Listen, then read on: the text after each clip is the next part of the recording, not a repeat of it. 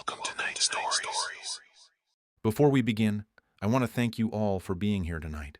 If you like my stories, please consider giving me like and subscribe. It means the whole world to me. Enjoy the stories, and I hope you get the scare you're looking for. My name isn't important. What matters is that 2 weeks ago I clicked something I shouldn't have. It started like any other night. Headphones on, browser open, a half-finished can of Red Bull at my side. I was deep diving the dark web for a university research paper. Yeah, that's what I told myself. Just research. Truth was, I was bored and chasing adrenaline. You know how it is. First it's forums, then onion links, then hidden marketplaces. But eventually, I landed on a thread called "The Room with No Exit, Don't Watch Alone." The link was unmarked, hidden inside a sea of corrupted .onion addresses. The post was just 5 words. He watches who dares watch. No comments. No upvotes. Like it was waiting for someone. Naturally, I clicked. The page loaded slowly, like it was being constructed in real time. Black background, red text. At the top, it said, "You are not the viewer, you are the guest." Then a loading bar. Establishing secure mirror. Routing through 7 proxies. My webcam light blinked, just for a second. I froze. I always keep it covered, but somehow the tape had peeled off. Maybe I'd removed it earlier? Maybe it was a glitch. My chest tightened anyway. The screen flickered. A video feed appeared. The room was pitch black, low-res, grainy, like a 2002 webcam. A single chair sat in the center under a harsh spotlight. There was something off about the geometry. The walls were too tall. The shadows moved strangely. I couldn't tell if it was a set or an actual place. Then a message. "Welcome, guest 167. Do not close the window." A timer started in the corner. I should have left. I should have closed the browser and factory reset my laptop. But I didn't. I stared at the screen as the seconds ticked down. Something moved behind the chair, a ripple in the darkness. A figure stepped forward. He wore a red hood, full-face black mask. No eye holes, no mouth. Just smooth matte black with a faintly reflective surface like obsidian. He stood behind the chair, hands clasped, head tilted as if listening. Then he pointed at me. I slammed my laptop shut, heart pounding so hard I nearly threw up. But I couldn't stop thinking about the video. Had it been live? Was it interactive? Why did it call me Guest 167? Sleep didn't come easy that night. Every time I closed my eyes, I saw that mask, that spotlight. The way he knew I was watching. I almost convinced myself it was a prank, a clever ORG, probably just pre-recorded, just a sick joke. But the next day, I got a new email. No sender, no subject, just a blank message. Except for one thing, an embedded photo. It was a shot of my room, taken from the outside, at night. You could see me inside, lit up by my monitor's glow. The blinds were cracked just enough. I didn't tell anyone. What could I say? I hadn't been hacked. There was no ransom, just a presence. Still, I covered my windows, taped the webcam, switched browsers. I even formatted my hard drive. For a day or two, things felt normal again, until the site came back. It appeared in my bookmarks. I didn't put it there. Same name, The Room with No Exit. Curiosity is a disease. Even knowing what I knew, I clicked. Same setup, black screen, red text. But this time, no loading bar, no timer, just one line. "You left before your turn ended. Guest 167. Then the screen went black, and the lights in my apartment flickered. I ripped the power cord out of the wall, total silence. My heart thudded in my throat.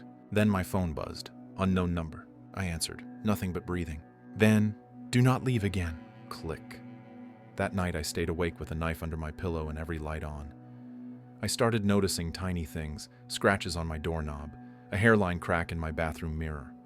My closet door left ajar when I swore I'd closed it. I wasn't paranoid, I was being watched.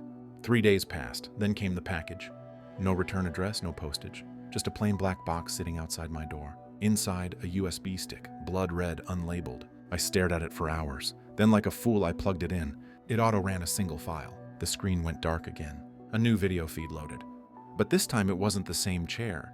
The camera now faced a different room. My room. Same posters, same bed, same desk. Only I wasn't in it. At least, not yet. The timer reappeared. And a message. "Welcome, host."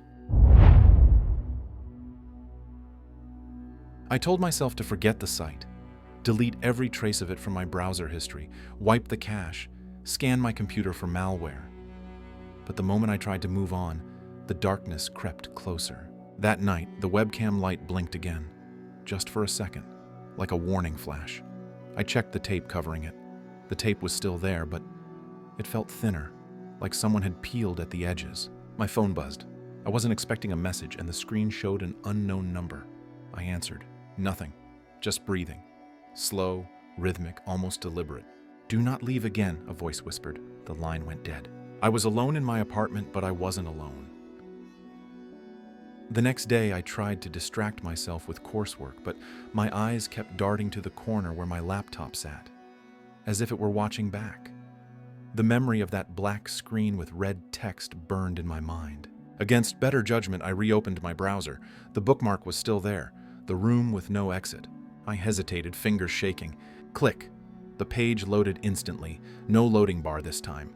Black background, red text. "You left before your turn ended. Guest 167. The screen went black. Then the lights in my apartment flickered. Once, twice, then went out. Total blackout. My heart thudded in the darkness. Seconds later, the power surged back on. My phone buzzed again. Unknown number. I didn't answer. In the following days, things got worse. The scratching noise behind the walls started. Soft at first, like nails on plaster. Then louder, tapping, rapping, almost like Morse code. I started keeping a log, hoping logic could wrest control from my spiraling thoughts. Day 3, scratches behind bedroom wall. Day 4, scratches in kitchen wall like footsteps pacing. Day 5, scratches moved to bathroom. Constant impatient tapping. My reflection in the mirror began to feel like a stranger's. I caught myself staring for minutes, searching for something wrong. But my eyes betrayed me, flickering with exhaustion and fear. Then came the dream. I was back in that room from the video. The spotlighted chair, the black walls. The host was there. The mask gleamed under the red light. He spoke without moving his lips. "You cannot run." I woke up gasping. I tried to tell my friends, but the words felt hollow. Who would believe a haunted dark web link was stalking me? One friend, Sam, suggested I see a therapist. "Stress, man," he said. "You've been working too hard." But I knew better. The room was closing in. I caught myself checking my phone compulsively. One day, a new message popped up. 72, no sender, no explanation, just numbers. I tried to delete the message. It reappeared. The countdown had begun. For the first time, fear felt real. Because now, it wasn't just a website, it was a presence. Waiting, watching. 3 days after the countdown started, there was a knock at my door. I wasn't expecting anyone. I looked through the peephole. No one there. Just a small black box on the floor. No return address, no writing. The box was cold to the touch, heavier than I expected. I brought it inside, heart pounding. Inside, a USB stick, blood red and glossy, no label. I knew I shouldn't plug it in. I should have thrown it away or smashed it. But the temptation was too strong. My laptop booted up slower than usual. Maybe it knew something was coming. I inserted the USB. A single file appeared, host X. My screen flickered. Then a new window opened. The video feed wasn't the same room. It was my room. From an angle I hadn't seen before. There was no one in the frame. A timer appeared, 30 minutes. And a message, "Welcome host." The seconds ticked down. I sat frozen. Suddenly a chair appeared in the corner of the video feed. No one sat in it, but I felt eyes on me. My phone buzzed again. Another unknown number. I didn't answer, but the message was clear. I was no longer just a guest. I was the host. I scoured the dark web for any trace of others caught in the same nightmare. After hours of digging, I found a hidden forum, its interface old and glitchy, filled with fragmented posts about the room with no exit. One username caught my eye. Ghost. Their posts were desperate, fragmented like a broken record. One message stood out. "If you're guest 167, it's too late. We never leave." I messaged them using encrypted email, my hands shaking. After what felt like hours, a reply came. Short and chilling. 72. You know what that means. The countdown was tightening, and I realized every failed attempt to break free only made it move faster. There was no running from the host. I stopped feeling safe anywhere. The shadows in my apartment grew thicker, heavier, as if something waited just out of sight. Then I noticed the first camera, a tiny, almost invisible pinhole in the light fixture above my desk. I never installed it. My neighbor's smart TV flickered erratically when I walked by, showing static that sometimes resembled my own reflection. I began seeing myself from impossible angles, feeds I never recorded, footage from inside my own home, streamed somewhere I couldn't find. Ghost's final post haunted me. We're not just watched, we're hunted. The host is never one person, it's everywhere. Every glance over my shoulder felt like an invitation. I was losing the battle.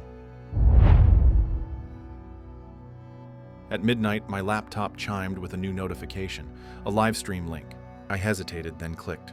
The feed showed a room. The same chair under the harsh spotlight, but the guest seated was me. My heart seized. I looked away, but the camera forced me to stare back. The host appeared behind me, mask gleaming red in the light. Then a voice, distorted but commanding. Spare or replace. I tried to refuse. The screen flickered violently. Then the guest in the chair shifted, changing, morphing, into my own face. The timer counted down. The message flashed. You chose well. But I didn't feel relief, only dread. Each night, my room changed. Walls stretched and warped, clocks spun backward, and a new chair sat waiting in the corner, bathed in a sickly red light. I avoided it, but it pulled at me, like gravity. In my closet, I found new clothes.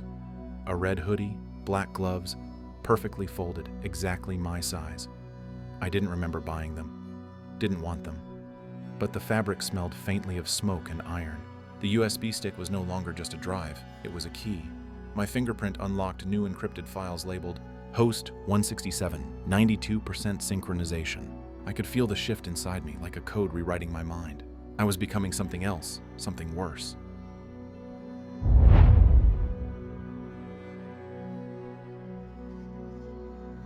I woke to find the mask beside my bed, cold, yet somehow warm to the touch. Its smooth, black surface reflected the faint glow of my phone's screen. I didn't remember putting it there. Voices whispered through every device, the TV, my phone, even the silent speakers. They weren't words at first, just static. Then clear, urgent. Join us!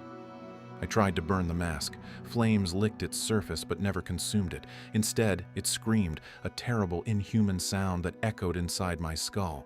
A final message arrived from Ghost. We're not watching the host.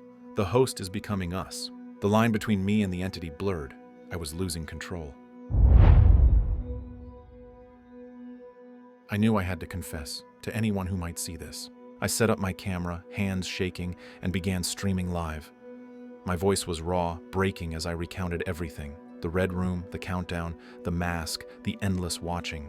But as I spoke, the camera feed glitched. My face began to distort, frame by frame melting into the black mask of the host. The screen flashed a final message. Congratulations, host 167. Your first guest will arrive in 12. The video uploaded itself to countless hidden servers across the dark web. And now, I wait. Thank you for listening. Hope I didn't scare you too much. If you like my stories, please consider giving me a like and subscribe. See you next time.